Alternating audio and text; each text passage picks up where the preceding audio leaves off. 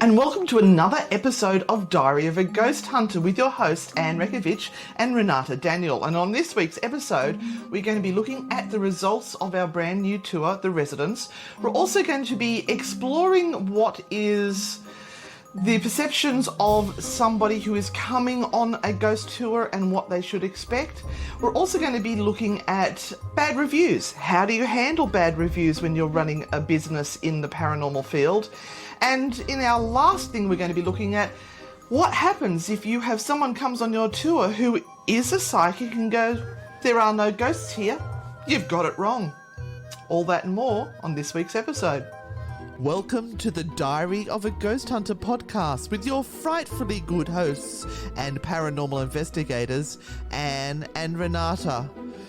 Join the chaos weekly as we tell you what has inspired us, what cases we're investigating, what is driving us round the twist, and the true horror of what goes on in the background of being a ghost hunter. This is a frightfully good production. Hey, Anne. Hi, Renata.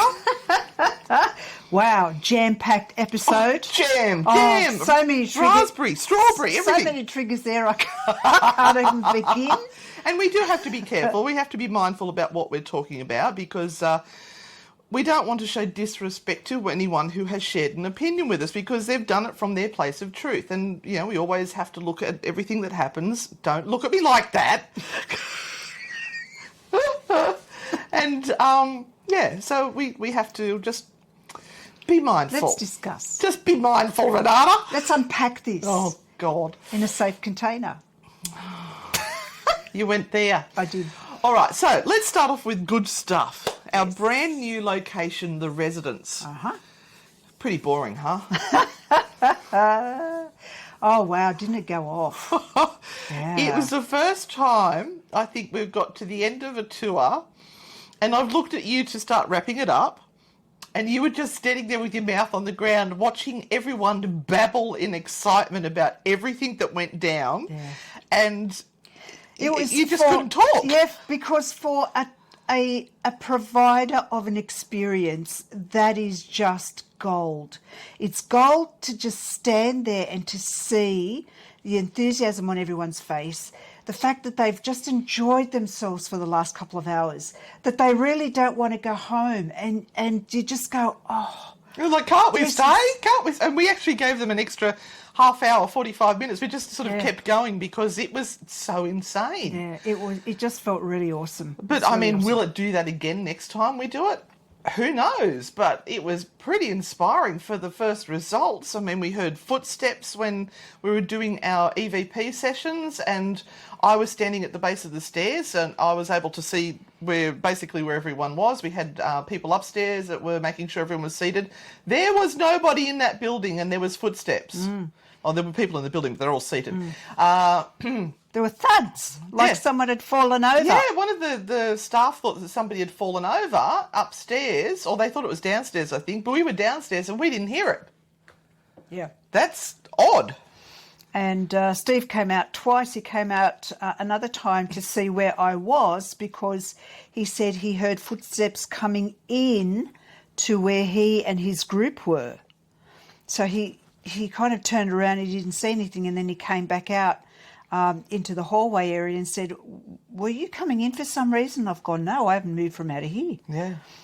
So there was this stuff, and it was going on for the moment. Everyone sat down, and we started to do our introduction. We could already hear footsteps upstairs, so that was crazy. Yeah. It was really good. And we actually secretly brought onto the tour the jail manager, and he wanted to remain incognito, and I'm so glad he didn't wear his high-vis vest this time.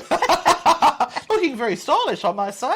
And I think he... I can't say what I normally say. Look, he had his mind popped. Let's just say he enjoyed himself. Yeah. Had a good time. And it allowed him to see how we would work the tour or the experience in there, so that he was sort of happy with the way everything was going. He was happy with the way people were interacting, the flow of the experience and everything. So it was great to have him there so that he kind of could tick that box and go, yeah, go ahead, this is good.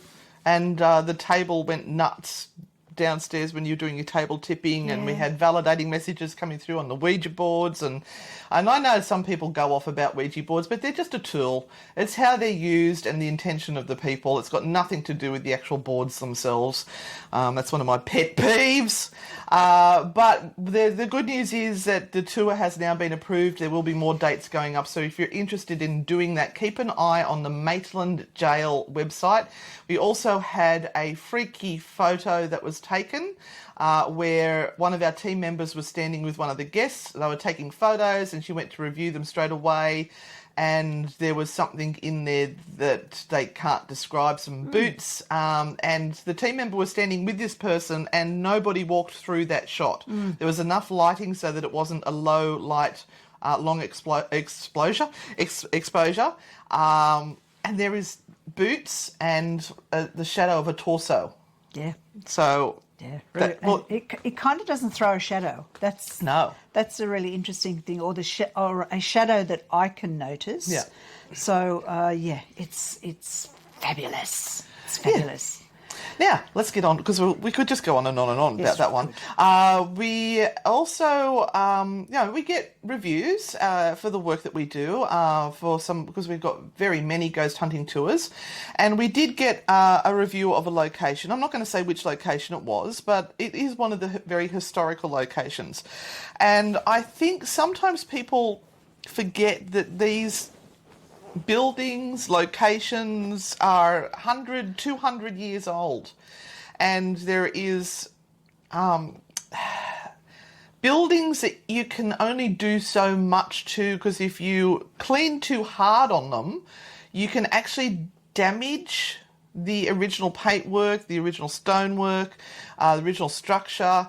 So you have to be super careful. And I mean, they can clean up a location by, say, 4 p.m. on a Friday afternoon, and by 9 o'clock that night, something may have happened with an animal in the location that may have done something, making it untidy. So what's your thoughts on people who would write a review saying, this place was dirty? Look, it's very rare. Let's say that. Very rare. It's very rare. Most people understand that if you're going into a historical location, especially if you're going into a historical location for a paranormal investigation, then it's not going to be pristine, that all the lights aren't going to be on, that the stairs are all going to be at the same level, that there's going to be a lift, and all of the things that you would hope for, that there's going to be seating everywhere, all of that sort of normal stuff that you would get, because we just don't deal with those types of locations from a historic point of view. I mean, when we were in England, we were going into locations that dated back to the 1100s, and none of the floors were level. We would sit at tables where you had to catch the plates before they slipped off because it was on an angle. Yep. There were toilets in the weirdest places, maybe up 4 flights of steps, and you had to sort of go in sideways to use it if you were lucky. All of these things add to the ambience, as far as I'm concerned, in a place like that, because I'm going into a place that dates back from the 1100s. What am I going to expect, and why would I expect a completely renovated internal area? That for me takes away everything, takes away the soul of the place. But there are people who may be doing it for the very first time and they really don't know what to expect. So just be prepared if you're going to come on a tour to a historic home, that sometimes there will be no lift. Sometimes you may not be able to get into some of the areas depending on your level of ability.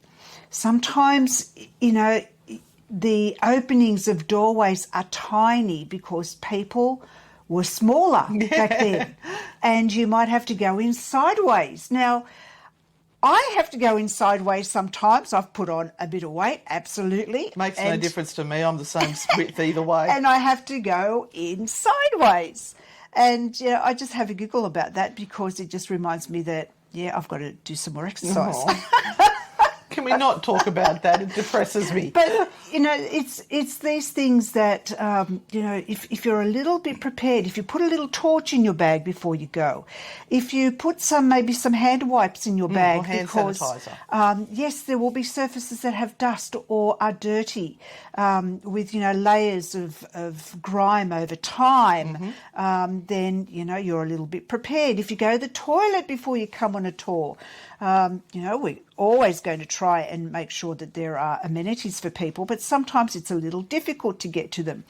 And one thing that we were going to mention is, disability... accessibility for people. Some of these places that we go to, again, were built 200, 300, 400 years ago.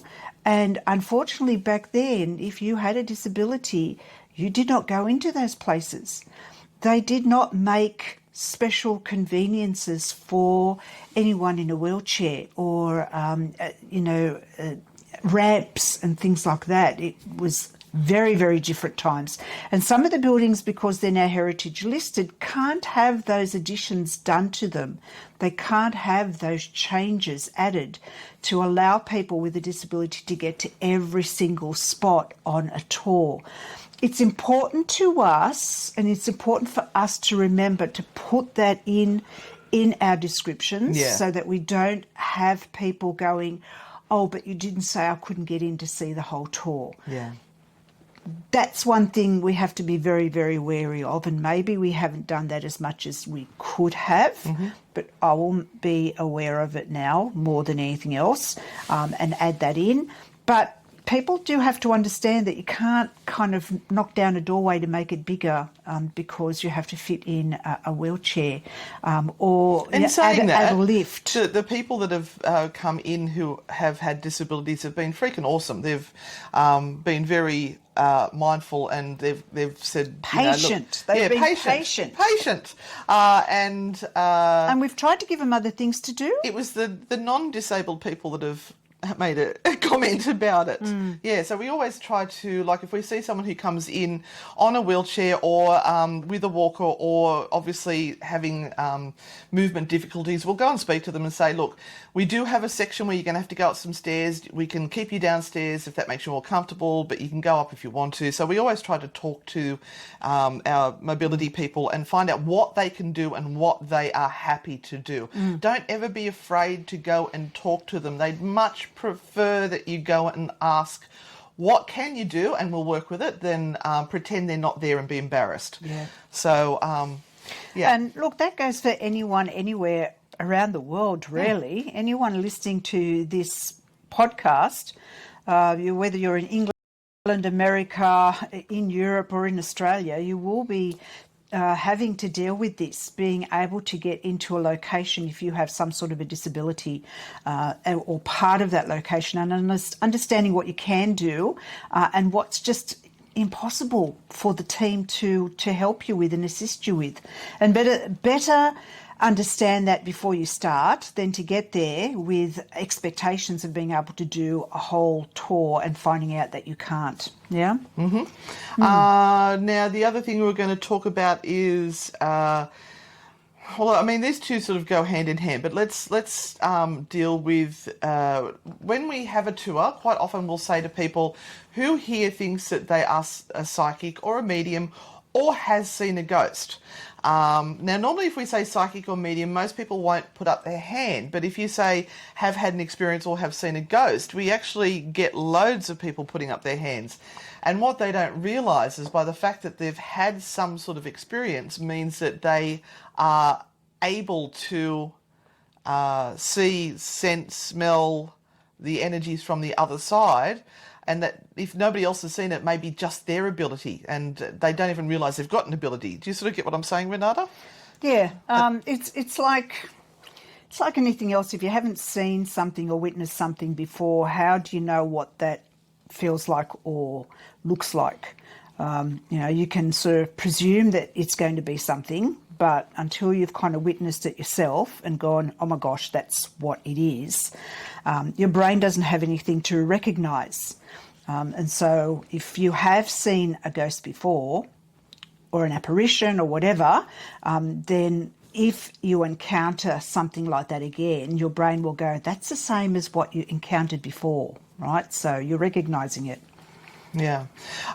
And in saying that, now you dabble in the psychic mediumship world. Dabble. You dabble? Dabble. You're a dabbler? Yes. Now, one thing I would never do. Let's go down this track. Okay? Let's go down this track. Put your big girls undies on, guys. We're I going for have it. been on many tours all around the world. Yep. You have never heard me go into a site and go, this place is shit. There's nothing here. Absolutely nothing here. We're wasting our time. Afterwards? I have afterwards. I never have in front of people on a public tour, because I respect the fact that someone is giving it a real hard crack to try and give people a really good time, and they have no control over whether something is going to happen or not. They're providing a venue. They're saying to you, go for it. We're going to do this, this and this. I'm going to tell you a bit about history, all of that sort of stuff. And the rest is up to me. I either enjoy what I get, or I can stand there and make an absolute fool of myself and put my ego into play and go, I'm so fabulous. I'm going to say to you that I don't feel anything. Nothing is here. It's all a waste of time. Let's go home. So in saying that, I have made up my mind, and I have made up everybody else's mind for them. Yep, you put a nice big psychological block. Done it for them. I'm telling them all. It's all shit. Yep. You'd never do that. No. That would be just so rude and so disrespectful for the people that are there. And a lot of the time there are volunteers there also giving their time. I would never do that to anyone. Yes, we've walked away, gone into the car and sat down and gone, oh, geez, that was a load of crap. But never in someone's face. I don't even think we've rolled our eyes publicly on a tour. No, We'll just look at each other and smile and say, we'll talk back at the car. And try to have the best time. Like even, we'll chuck a joke in. And I think it's only ever happened on overseas tours. It hasn't happened on any of the ones here in Australia. I have to say that.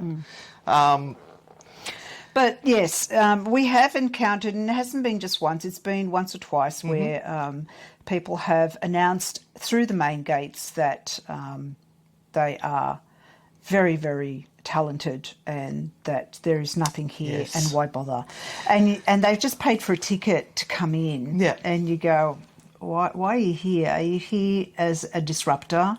Are you here to give everyone else who has paid good money a real horrible start to their evening? What is your point?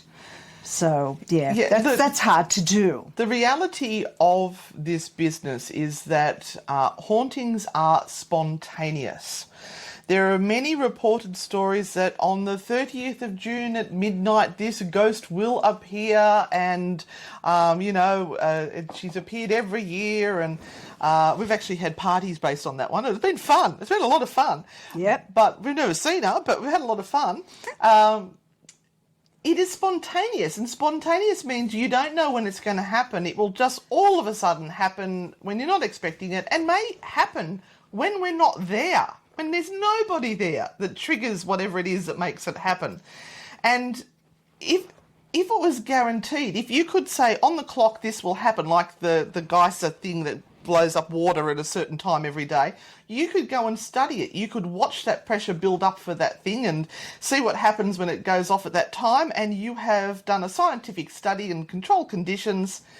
We can't control the conditions in an investigation to make something happen. All we can do is give it the best opportunity with the knowledge and the tricks that we've learnt over the years to entice them to engage with us or to trigger whatever that action is. But it just, it's spontaneous. Yes. And everyone has a different experience as well. Yep. So for some people, they might never see a ghost, but they'll feel something. And they might think, well, that's rubbish because you're supposed to see ghosts. Well, no. Some people will hear something and never see a spirit or a ghost. It's just different for everyone. It's different for everyone, and it's different for where your psychology is at that point in time, how you're feeling, what your expectations were, what type of group you're with, what the place is that you've gone to. I mean, I remember if we go back to some of the places we've been to in England, like, for example, the ancient Ram Inn, you're scarred from that one, aren't you? Or Chillingham Castle. And we're scarred from that one too. Yeah. Where we paid a bucket load of money and we're going, special. Yes, we're going in, we're going to do this. And the whole evening was disrupted by another group who just literally stormed in and took over. Our spot. We were just quietly sitting, doing our own thing. And next minute they're coming in with cameras and lights and computers. And yes, and they're doing a whole live to the rest of the world and all of this sort of stuff. Oh, and they were sensing there was ghosts over there. There's the spirit of this and that and something else. They've gone, now, Renata, you're a medium. What are you picking up? She's gone, nothing. That's the one time I did. Nothing. That's the one time I did say nothing. You blocked them big time, you cow. And I thought, that was an opportunity for you to join in and support their thing that they were doing. But no, you've just pissed on my patch. I'm done. Yes. So much of that was because they had spent the last 30 minutes or so chasing every spot that we were trying to hide in to get some quiet time to be able to do our own investigation. And they'd turn up literally behind us and then all the lights would fly on. Yeah. And now, hold on, everyone, hold on. We're just about to go live. And we're sitting there going, Jesus, there's nowhere to hide in here. We're in a huge castle. Yeah, we thought the dungeon was going to be open, but it wasn't the dungeon. It was the little oubliette hole in a wall. But yes. We made the most of it anyway. I had to go sit on my bed that night. It made me happy. But I mean, also, if you had, say, John Edwards, Lisa Williams and yourself standing on the stage doing readings for the audience, all three of you there, and a spirit came through, would all three of you see that one spirit? Or would it just be that spirit's coming forward to talk to that medium? People may go into a location and go, I sense nothing. There are no spirits here. So I don't know why you're calling this a haunted location. And that is that experience for that person on that night doesn't mean next week will be not haunted. It doesn't mean that no one else there is not going to have an experience. It just means that person was shut down, blocked, or that the spirits there chose not to talk to that psychic medium that night. So I think you have to be very careful about declaring, and it's happened to me with a site out of Newcastle that they investigated one night and they supposedly did a scientific investigation, which means they use scientific equipment. It's not a scientific investigation. A scientific investigation you actually have to have under controlled, what do you call it? You have to have a hypothesis and how you're going to run the investigation and what you're expecting to find in the investigation. You have to control the outside influences like traffic and people yelling and who's on the site. And you can't do an outdoor public location that you've hired for the night where there's traffic and noise going past and say it's a scientific investigation. It's not. And if they didn't get any ghosts that night, it was just, that's bad luck. That happens to us all the time. Yeah. We get no ghosts. I think a lot of people get really frustrated that what we do is so classified often as something that's rubbish, that they try really, really hard to present something that they think is going to be taken seriously. Yeah.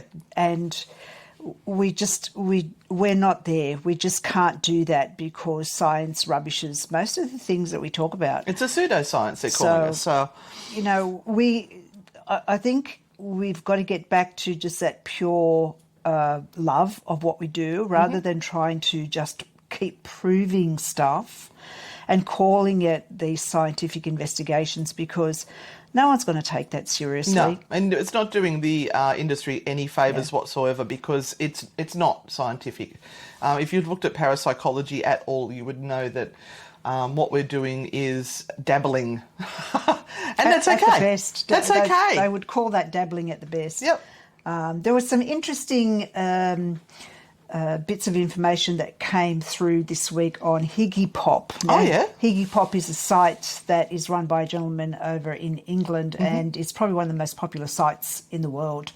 And he put up some really interesting information. So if you want to look at some stuff, some extra stuff, go to higgypop.com and have a look at things that he says, like, 5 or 6 things that all paranormal investigations should be aware of before they start investigating. And some of those things are biases and, all of the stuff that we talk about. I'm very guilty of confirmation bias. So yes, we've still got a lot to learn, but you don't want to get so screwed up in the whole thing that you start not liking it. You start to not love what you do. We're all going out there to you want to say, I want to prove something, but I don't. You also want to have an experience. You want to have, get out of your comfort zone and experience something that maybe nobody else is experiencing. And I don't put much in the way of evidence up on our pages, because people gets flagged. Yeah, people weren't there at the time, so therefore they don't know the situation and the setup and our controls that were in place. But they're quite happy to slam it and say it's all bullshit or it's faked, or we just see that from the Isaac shows that we do. So I tend not to put the evidence up. It's for me and for the people who are interested in it. I think we might try putting some stuff up again, and we won't say it's evidence. We'll just say we caught this. What do you hear? And we'll leave it open to people to have their own experience by listening to things that we've caught. Yep. And look, we want your advice. We need some help. Do we? We do. And I'm just so flabbergasted and confused. What are we doing wrong on YouTube? Our numbers really suck. Really suck on our videos for our trips away, and even on Diary of a Ghost Hunter and all this sort of stuff. I don't know what we're doing wrong. If anyone out there in the cyber world can give us some advice on how to improve our numbers or how to improve what we're doing, we would be grateful for your advice. You can email Anne, ANNE, at ozparatech, OZPARATECH.com, and help us out. Let us know what we can do to improve. And I just cannot bring myself to put those thumbnails up saying demon scene in our video, or possession of Renata, or anything like that, because it's just clickbait and it's bull dust and it pisses me off. So we need help. Oh dear. Anyway, that finishes Diary of a Ghost Hunter. But we've got a big week coming up. We're heading off to Spooky Sundays to record our show tonight, and our live show. And I go on a cruise Friday week, so we're going to be filming 2 episodes with Isaac and Claire and recording 3 episodes of True Hauntings before I go on that cruise. Still a big 14 days left. 12 days. Oh, all right, guys, thank you so much, because you guys are here with us. We love you. We appreciate you. Thank you for being here and supporting us. You are our people. We'll be back next week with some more stories, but there will be the week after that probably we won't be on, because I'll be away. But we'll cross that bridge, or the Charles Bridge of Prague, which is our latest True Hauntings, next week. Bye. Bye.